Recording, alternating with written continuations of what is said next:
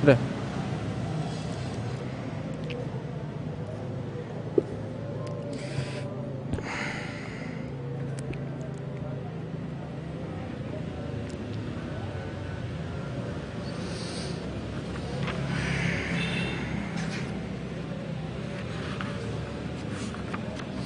Bismillahirrahmanirrahim. Allahumma ya adim sultan, ya qadim al-ihsan, ya di'aim an-ni'am, ya kathir al-jud, ya wasi' al-ata, ya hafil lutuf, ya jamilan sun'i, ya haliman la ya'jal.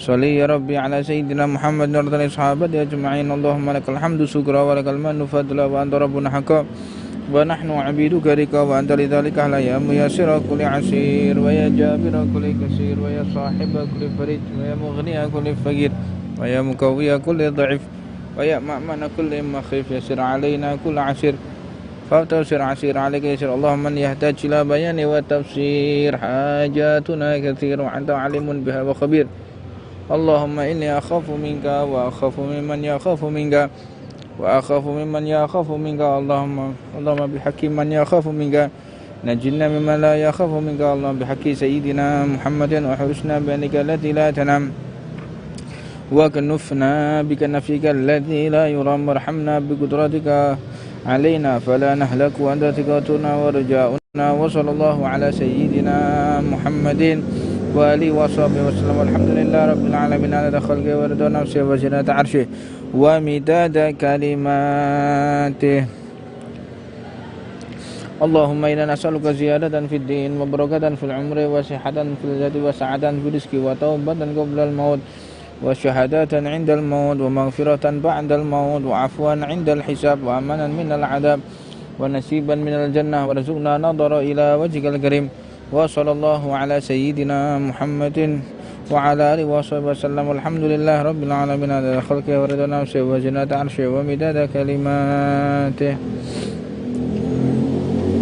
بسم الله الرحمن الرحيم الحمد لله wassalatu wassalamu ala rasulillah Sayyidina Muhammad ibn Abdillah wa ala alihi wa sahbihi wa man tabi'ahu bi ihsanin ila yaumiddin. Subhanaka la ilma lana illa ma 'allamtana innaka antal alimul hakim. Rabbi ishrah li sadri wa yassir li amri wa hlul 'uqdatam min lisani yafqahu qawli. Alhamdulillah, senantiasa kita bersyukur kepada Allah atas nikmat yang telah Allah berikan kepada kita semua, terutama nikmat sehat, nikmat yang membuat kita bisa beribadah kepada Allah.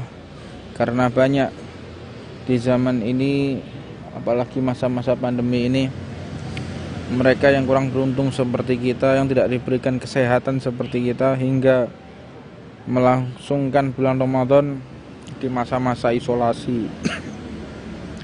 Di bulan Ramadan justru bukan di tempat-tempat ibadah, bukan di masjid, tapi justru di rumah sakit. Waliyadzubillah min dzalik. Semoga mereka yang diuji oleh Allah dengan penyakitnya diangkat segala penyakitnya dan diberikan kesembuhan untuk segenap umat Nabi besar Muhammad SAW secara khusus dan secara umumnya segenap umat manusia. Mudah-mudahan diberikan kebahagiaan oleh Allah Subhanahu wa taala. Alhamdulillah, senantiasa kita bersyukur kepada Allah atas karunia yang diberikan, terutama ketika kita coba handphone Pak. Ketika kita melangsungkan kehidupan ini butuh referensi dan butuh figur. Kita di dunia ini butuh figur. Nah, ketika figur kita bukan orang-orang yang tepat, maka otomatis kita akan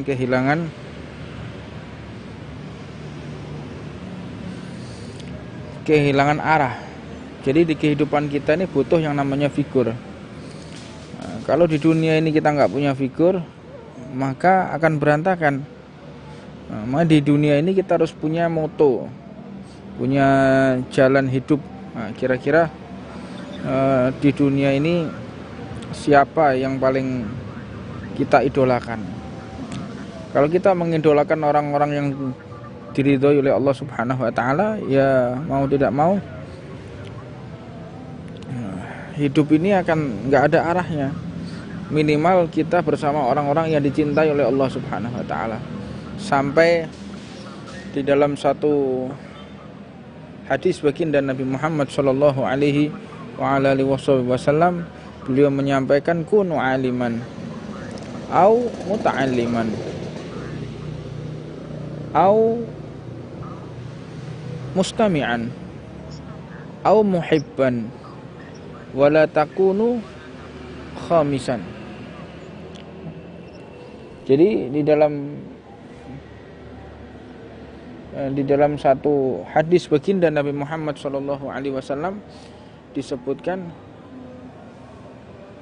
kunu aliman, jadilah engkau ini orang-orang yang alim. Jika kita bisa menjadi orang yang alim, itu adalah orang yang paling beruntung di dunia ini. Dan profesi tertinggi di dunia ini bukan seorang pejabat, bukan seorang pemimpin, tapi yang paling tinggi kedudukannya di hadapan Allah adalah seorang alim, seorang dai, karena itu identik dengan profesi Nabi besar Muhammad sallallahu alaihi wasallam. Jadi ketika kita ingin menginginkan posisinya jangan landscape, maksudnya Ron, posisinya berdiri aja. Jadi kalau kita ingin diiringno kan bisa itu posisinya. Jadi kalau kita ingin di dunia ini ingin mendapatkan kedudukan yang sangat tinggi, maka bersandinglah dengan profesi Nabi Muhammad sallallahu alaihi wasallam. Adapun profesi Rasulullah itu sendiri adalah contoh di setiap kehidupan manusia. Namun identiknya Nabi Muhammad itu seorang guru ngaji, pengajar, penyambung lidah, penyambung firman Allah Subhanahu wa taala, penyambung ilmu, penyambung akhlak. Itu adalah baginda Nabi Muhammad sallallahu alaihi wasallam. Kunu aliman, jadilah engkau ini orang yang alim. Karena alim ini ada dua. Ada alim sifatnya Al-Habib Abdullah bin Muhsin Al-Attas, Sahib Empang Bogor, beliau itu menjelaskan al-ilmu ilmani. Ilmu itu ada dua. Ada ilmu hakiki, ada ilmu suri. Apa ilmu hakiki? Seperti yang lalu saya ceritakan, bagaimana orang yang ilmu hakiki itu mereka tidak tergoyah dengan apapun, fatwa-fatwanya sesuai dengan syariat, fatwa-fatwanya dia tidak keluar dari Al-Quran dan hadis, segala kebijakan kehidupannya untuk maslahat umat, tidak ada untuk pribadinya, tidak ada untuk kelompoknya. Jadi sesuai dengan apa yang diajarkan oleh Rasulullah SAW. Segala sesuatu yang beliau ucapkan sesuai dengan baginda Nabi Muhammad SAW. Ilmu hakiki, hakikatnya ilmu ya. Apabila ilmu itu ditambah, maka bertambah pula khosyah. Man istada ilman lam yastad huda, man istada ilman lam yastad huda wa lam yastad illa bu'dah.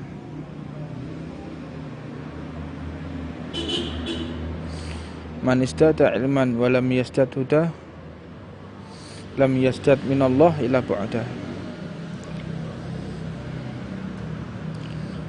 Jadi man istada ilman wa lam yastad huda lam yastad minallah ila bu'dah.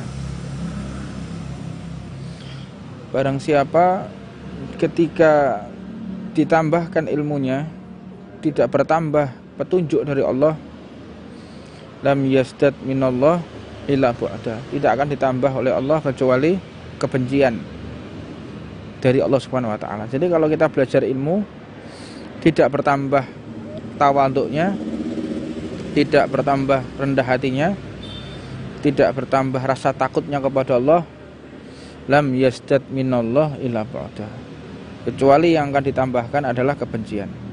Jadi kalau kita punya ilmu, semakin bisa menjaga lisan. Kita punya ilmu, semakin takut kepada Allah.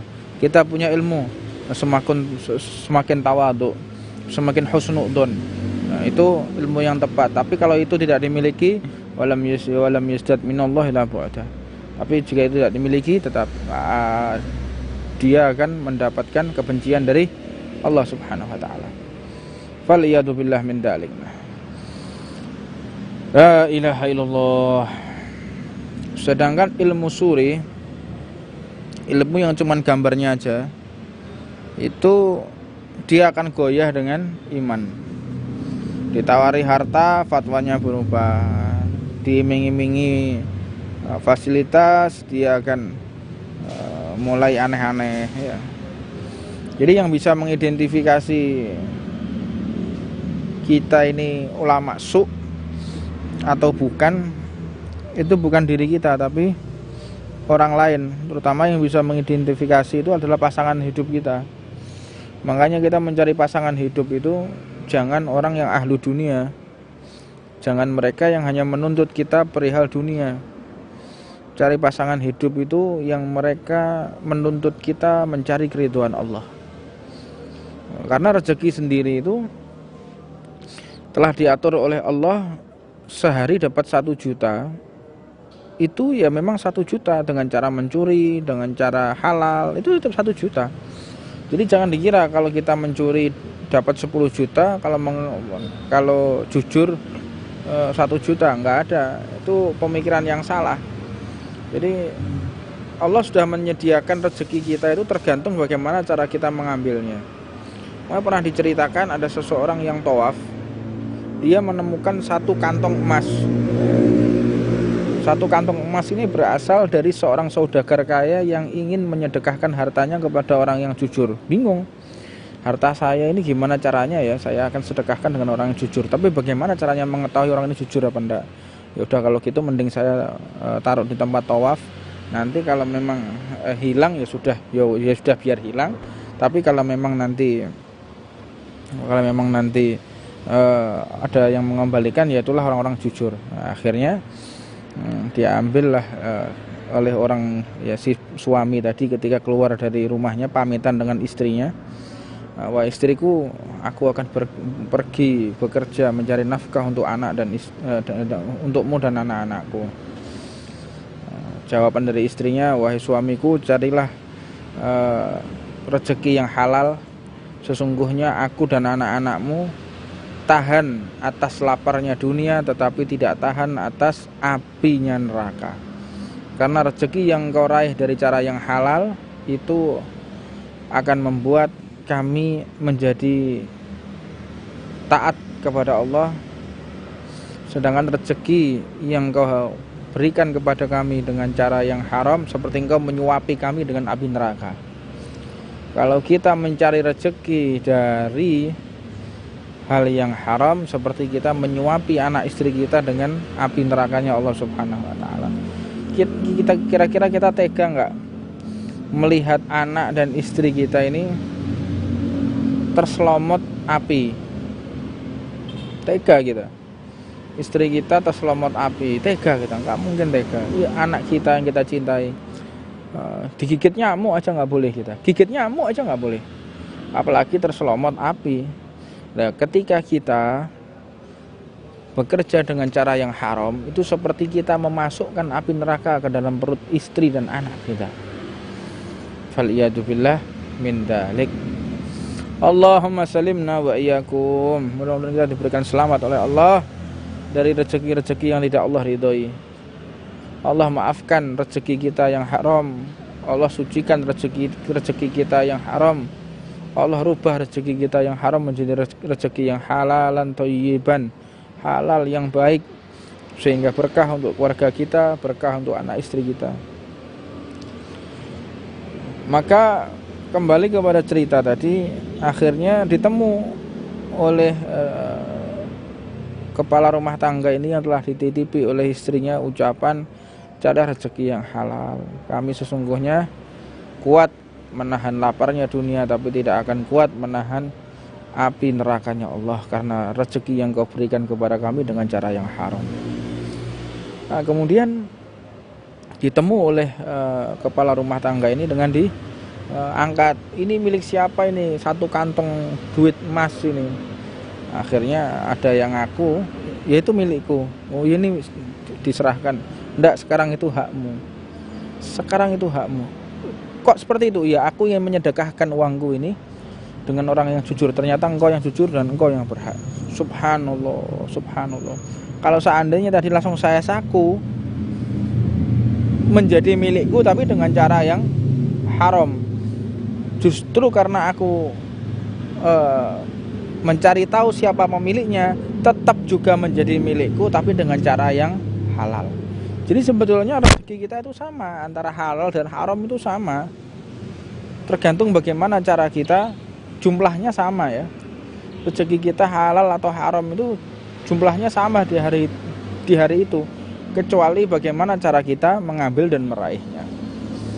Nah, dan ini merupakan tantangan hidup di zaman ini. Tantangan hidup mencari rezeki. Nah, mudah-mudahan kita yang punya rezeki yang seret, mudah-mudahan dibuka oleh Allah Subhanahu wa taala sehingga hidup kita melimpah rezekinya, warga kita bahagia dengan rezeki yang dihalalkan oleh Allah Subhanahu wa taala. Rezeki yang halal yang barokah. Cari rezeki yang halal yang barokah, mudah-mudahan kita diberikan kebahagiaan oleh Allah Subhanahu wa taala. Gitu. Jadi jangan buru-buru. Ini kalau nggak saya tipu, nggak saya bohongi, saya nggak dapat rezeki. Salah. Rezeki kita itu sama. Rezeki kita itu sama. Mau cara yang haram, mau cara yang halal, itu sudah ditentukan oleh Allah Subhanahu wa taala. Makanya ujian orang yang mencari rezeki itu berbagai macam. Anda jangan ini ya, jangan ragu dengan ucapan yang diajarkan oleh para ulama kita. Rezeki kita itu sama, itu tergantung bagaimana cara kita mendapatkannya. Begitu. Kunu aliman, jadilah engkau orang yang alim. Kembali kepada Al-Habib Abdullah bin Muhsin Al-Attas, sahib Empang Bogor. Habib Abdullah bin Muhsin Al-Attas itu diriwayatkan beliau itu di akhir-akhir hidupnya nggak pernah sholat Jumat. Nah ini juga nggak bisa menjadi acuan. Nggak pernah sholat Jumat, sampai berbagai daerah orang itu hadir menasehati beliau. Kau ini seorang wali Allah, seorang wali, kenapa engkau tidak melaksanakan sholat Jumat? Kau seorang yang dikenal begini. Akhirnya ada satu habaib yang berasal dari Hadramut mendengar cerita ini, mendatangi Habib Abdullah bin Muhsin Al-Attas. Begitu didatangi, ditanya salah satu karomah beliau. Ditanya, benar kok nggak melaksanakan sholat? Iya, saya nggak sholat, ada udzur. Jadi udzurnya orang alim dengan orang awam itu beda. Di antaranya udzurnya orang alim itu kalau surbannya kotor, imamahnya itu kotor, maka itu termasuk udzur Jum'ah. Termasuk beliau boleh meninggalkan sholat Jumat apabila imamahnya kotor, surbannya kotor. Karena salah satu surban ini adalah mahkota. Jadi tidak layak seorang alim sampai sholat Jumat nggak pakai imamah. Jadi tholabul ilm, kita para penuntut ilmu Rasulullah, kalau kita keluar nggak pakai kofiah itu aib. Karena bagi santri, bukan santriwati, santri, kopiah ini ibarat seperti jilbab. Jadi kalau kita keluar nggak pakai kofiah seperti kita nggak pakai jilbab. Ini mahkotanya santri itu kofiah. Dan mahkotanya para ulama itu imamah. Jadi ada seperti orang yang memiliki kedudukan Habib Umar bin Hafidh ya, radhiyallahu taala anhu, Habib Salim Syatiri, Habib Hasan Syatiri, Sayyid Muhammad bin Al-Maliki, Sayyid Ahmad bin Alwi Al-Maliki, Sayyid Ahmad bin Muhammad bin Alwi Al-Maliki radhiyallahu anhu wardahum. Itu kalau seandainya di hari itu imamahnya kotor, maka beliau termasuk udzur Jumat karena beliau seorang ulama. Ini kelasnya ulama itu kalau sampai imamahnya kotor dia boleh meninggalkan sholat Jumat. Nah, Habib Abdullah bin Al-Attas ini salah satu udzurnya adalah penglihatan beliau. karena telah dibuka hijabnya oleh Allah Subhanahu wa taala. Beliau bisa melihat sesuatu yang tidak dilihat oleh manusia biasa. Ya, Abdullah bin Al-Atas itu beliau tidak melaksanakan sholat Jumat karena Allah telah buka hijab pandangan beliau. Jadi orang ini telah zina, orang ini habis zina, orang ini habis maksiat, itu Allah telah bukakan hijabnya. Hingga ada orang datang dari Hadramut mendatangi beliau memaksa untuk melaksanakan sholat Jumat. Akhirnya ya khair, kalau memang ente pengen tahu kenapa udzur saya apa, halangan saya apa sehingga tidak melaksanakan sholat Jumat, sekarang ayo kita berangkat sholat Jumat. Begitu sampai ke masjid, dibukakan oleh beliau hijab ya, diusap matanya oleh beliau, ternyata terbuka hampir seluruh masjid itu ada orang yang habis zina, ada orang yang makan riba, ada orang yang wajahnya seperti monyet, ada orang wajahnya seperti babi. Terus beliau menyampaikan, ini loh udzurku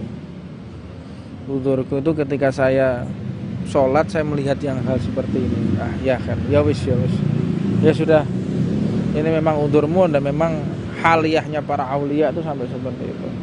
Jadi ada keadaan para wali yang luar biasa terjadi. Dan cerita-cerita seperti ini hendaknya sering-sering diceritakan dengan para dai. Jangan disembunyikan di antara orang awam. Karena kalau hal-hal semacam ini tidak diceritakan kepada orang-orang awam, maka mereka akan semakin jauh dengan para salaf. Mereka hanya bisa berfantasi dengan film-film laga, film-film yang sifatnya itu menjadi kekaguman. Anda kira yang di film itu tidak dimiliki oleh para wali, nggak ada apa-apanya di film dengan para wali itu. Justru apa yang ada di film-film itu, mereka mengambil fantasinya dari kisah-kisah para nabi, kisah-kisah para rasul yang ada di dalam kitab suci, yang ada di dalam kitab-kitab salaf ya. Jadi superhero itu terjadi pada diri para sahabat Nabi Muhammad SAW. Di antaranya siapa? Sayyidina Ali bin Abi Thalib. Ketika beliau mendobrak daripada gerbangnya Khaybar, perang Khaybar, didobrak gerbangnya Khaybar itu, didorong dengan belasan sahabat sampai puluhan, nggak bisa terbuka. Sayyidina Ali hanya dengan tangan kirinya dipegang Khaybar ini, didorong oleh Sayyidina Ali dengan sendirian, tembus itu yang namanya perang gerbangnya Khaybar. Kekuatannya Sayyidina Ali bin Abi Thalib seperti film-film Hercules gitu ya. Fantasinya mereka. Tapi ada satu riwayat memang Hercules itu juga termasuk, Hercules itu memang salah satu nabinya Allah Subhanahu wa taala, nabi ya, bukan rasul. Ada kisahnya sendiri masalah Hercules. La ilaha illallah Muhammadur Rasulullah. Walhasil, kenalkanlah orang-orang awam ini dengan para salaf kita. Jangan kita berpikir kalau orang awam ini nggak bisa menerima. Anda kok suudon dulu. Orang zaman sekarang itu sudah nggak ada orang bodoh. Ilmu ini sudah gampang didapati di mana-mana. Tinggal keyakinan dan kebersihan hati yang mau menerima apa enggak. Jadi jangan suudon dulu. Orang awam ini nggak bisa menerima ucapan kita. Ya terserah Anda. Saya yakin masyarakat umum ini mereka baik-baik kok, cerdas-cerdas. Mungkin masyarakat yang Anda kumpuli yang nggak cerdas. Masyarakat yang ada di hadapan kami ini orang-orang yang cerdas, orang-orang yang taat, orang-orang yang yakin kepada Allah Subhanahu wa taala. Jadi banyak orang yang memberikan nasihat kepada kami terima. Namun tetap kami berpendirian bahwa orang-orang awam yang ada di hadapan kami ini adalah orang-orang awam yang kami yakin cinta kepada Allah. Perihal mereka percaya atau tidak percaya itu terserah Allah. Namun cerita ini, cerita para salaf, tetap saya akan kenalkan kepada mereka. Nah, kalau bukan kita, lu siapa lagi yang akan mengenalkan cerita salaf yang semacam ini kepada masyarakat? Terus kita mau nunggu siapa? Nunggu apa? Nunggu mereka datang jadi santri bertahun-tahun, baru kita ceritakan tentang karomah para wali Allah. Enggak. Biarlah saya bersama para walinya Allah Subhanahu wa taala. Begitu. Mereka nggak yakin, mereka nggak bisa menerima, mereka mengolok-olok. Itu serahlah mereka mengolok-olok walinya Allah. Yang buat mereka mengolok-olok ya sungguh celaka mereka. Mereka yakin ya beruntunglah mereka. Jadi jangan suudzon dulu dengan orang-orang awam ini. Saya yakin orang-orang awam yang mendengarkan nasihat, orang awam yang ada ketertarikan mengaji, ada ketertarikan duduk bersama kami, ada ketertarikan bersama guru-guru kami, mereka orang-orang yang dipilih oleh Allah Subhanahu wa taala, dan kami hanyalah menyambung hati mereka, menyambungkan hati mereka kepada guru kami, menyambungkan hati mereka kepada para salafun shalihin. Nah, kalau cerita-cerita seperti ini nggak pernah diceritakan ya mau sampai kapan? Nunggu mereka tua, nunggu mereka mati, sehingga mereka nggak kenal para salaf. Ya dengan segala resiko kita akan ceritakan karomah wali Allah yang keluar daripada hidup normal manusia, fi ghairi 'adah, bukan sifatnya umum. Wah, bagaimana ceritanya Mbah Hashim, ceritanya Mbah Wahab, ceritanya Syekhona Khalil ketika berdoa langsung bisa terbang. Terus beberapa santrinya Syekhona Khalil yang bisa berjalan di atas air. Oh, itu nggak masuk akal, nggak boleh didengarkan orang awam. Ya terserah Anda. Kalau saya tetap akan cerita seperti ini dan tetap akan mengenalkan mereka kepada figur-figur yang harus mereka ikuti. Jadi mereka mengidolakan para alim, para ulama, para salaf, para kiai, para habaib dzurriyyah Nabi Muhammad sallallahu alaihi wasallam. Jadilah engkau orang alim. Berat orang alim itu. Dia harus benar-benar mujahadah, terus konsentrasi, menghafal dan istiqomah. Jika tidak bisa, jadilah yang kedua kata Rasulullah, au muta'alliman, jadi santri. Kriteria santri itu kayak begitu. Santri itu kalau 40 hari dia nggak mimpi Rasulullah, berarti nggak boleh disebut sebagai santri. 40 hari dia nggak mimpi Rasulullah, nggak boleh disebut sebagai santri. Au mustami'an, jadilah engkau ini orang yang mendengarkan tausiah, hadir majelis ta'lim. Nggak bisa lagi. Au muhibban, jadilah engkau orang yang mencintai mereka, para alim, para santri, anak majelis ta'lim, cintailah mereka. Nggak bisa hadir, nggak bisa jadi orang alim, nggak bisa jadi santri, nggak bisa hadir, paling tidak kita mengirimkan sesuatu kepada mereka. Apa? Ucapan yang baik, apa? Senyuman yang indah. Syukur-syukur kalau kita bisa membantu dakwah mereka. Makanya kalau boleh iri ya, saya itu iri kepada orang-orang yang kaya.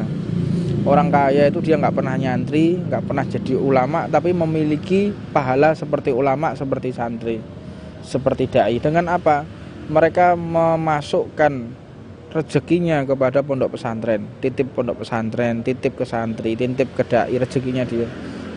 Dengan titipnya dia kepada santri, titipnya dia kepada ulama, titipnya mereka kepada dai, itu seperti dia memiliki makom yang sama seperti para alim. Karena apa? Harta yang diraih dari luar dengan cara yang halal oleh para pengusaha ini dititipkan pondok pesantren, kemudian diajarkan kepada umat, kemudian digunakan untuk berdakwah di jalan Allah. Kita cukup duduk di rumah, maka pahala kita mengalir sebagaimana pahala para ulama, pahala para kiai, para pimpinan pondok pesantren. Dan tanda-tanda uang itu halal apabila bisa digunakan untuk menyumbang mereka, membantu mereka, itu tanda uang kita halal. Kalau uang kita halal itu mudah untuk digunakan di tempat-tempat yang baik. Uangnya halal, bisa masuk ke rekeningnya pondok pesantren. Uangnya halal, bisa pindah ke rekeningnya anak yatim, Darul Aitam, yayasan anak yatim.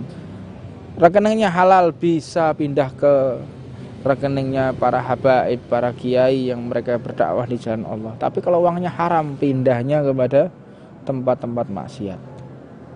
Ya, pindahnya ke tempat-tempat maksiat. Faliyatubillah min dzalik. Identifikasi sendirilah.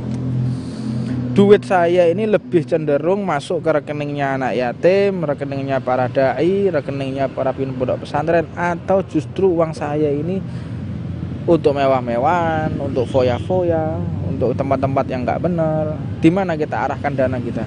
Disitulah letak kita bisa mengidentifikasi harta kita itu haram atau halal. Faliyatubillah min dzalik. Ada pertanyaan juga, Bib, gimana kalau pendapatannya dari uang yang haram kemudian ditaruh di tempat yang halal? Uangnya haram tapi dimasukkan di tempat yang baik. Ya, kayak Robin Hood itu, mencuri tapi untuk anak yatim, mencuri untuk janda, mencuri untuk kayak Robin Hood. Ada pembahasan tersendiri masalah itu, cuman saya tidak sepakat. Namun kalau memang benar-benar berbahaya, kalau sampai nggak saya ambil, ada riba misalnya, ada bunga bank, jelas-jelas haram. Kalau nggak saya ambil akan dinikmati oleh para musuhnya Allah, akan digunakan untuk nyerang Islam, akan digunakan untuk memurtadkan, akan digunakan untuk maksiat. Gimana ya, ambil aja. Tapi jangan sampai kita salah tempat. Titipkan ke orang-orang yang benar-benar membutuhkan. Jangan sampai kita salah dititipkan ke saudara kita, bunga bank. Ya salah, sedangkan saudara kita belum termasuk orang yang membutuhkan. Kepada orang yang terlilit hutang, sudah rumahnya mau disita, gimana dia? Nggak punya rumah tinggal, keleleran dia, terlunta-lunta. Titipkan mereka. Boleh. Mereka udah terhimpit atau di tempat-tempat yang rawan pemurtatan. Boleh, daripada mereka murtad, kasih aja uang yang memang syubhat atau bahkan haram. Insya Allah Allah akan maafkan. Sebagaimana hukum, kembali kepada hukum fikih, kalau udah sekarat makan babi pun boleh, makan anjing pun boleh, makan bangkai pun boleh, darurat.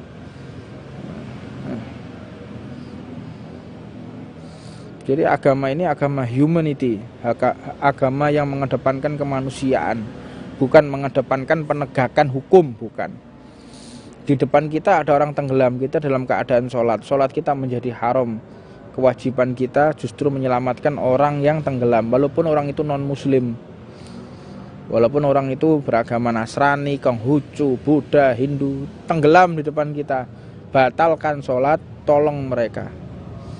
Hifdun nafas, agama ini menjaga nyawa, menyelamatkan nyawa, humanity. Ini agama Islam, ajaran baginda Nabi besar Muhammad Shallallahu Alaihi Wasallam.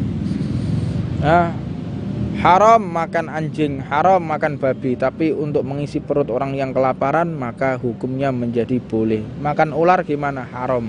Tapi kalau kelaparan agar manusia tetap hidup, maka ular pun menjadi halal. Bangkai pun menjadi halal ketika memang untuk demi kelangsungan hidup umat manusia. Wallahu a'lam. Ini yang bisa kami sampaikan, dan kelanjutan definisi hadis akan kami sampaikan insya Allah kalau tidak besok sore ya malam. Jadwalnya tentatif. Jadwal ini tentatif. Saya mohon maaf karena ada beberapa hal yang harus saya selesaikan, ada permasalahan yang harus saya tuntaskan. Jadi kadang sore, kadang malam.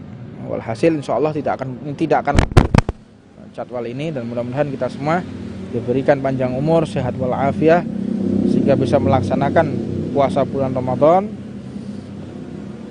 dalam keadaan bahagia bersama keluarga.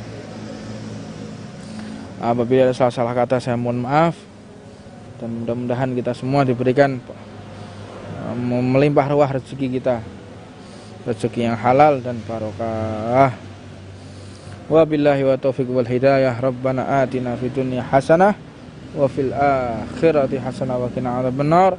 Wa 'allamna masyayikhuna wa 'allamna al-habib Muhammad bin Hafid wa 'allamna Habib Ahmad Jamda bin Ba'il wa 'allamna Habib Thaha bin Abu Bakar Ba'il wa 'allamna al-habib Muhammad bin Alawi ba'akil wa ila hadratin Nabi Muhammadin sallallahu alaihi wasallam. Al-Fatihah.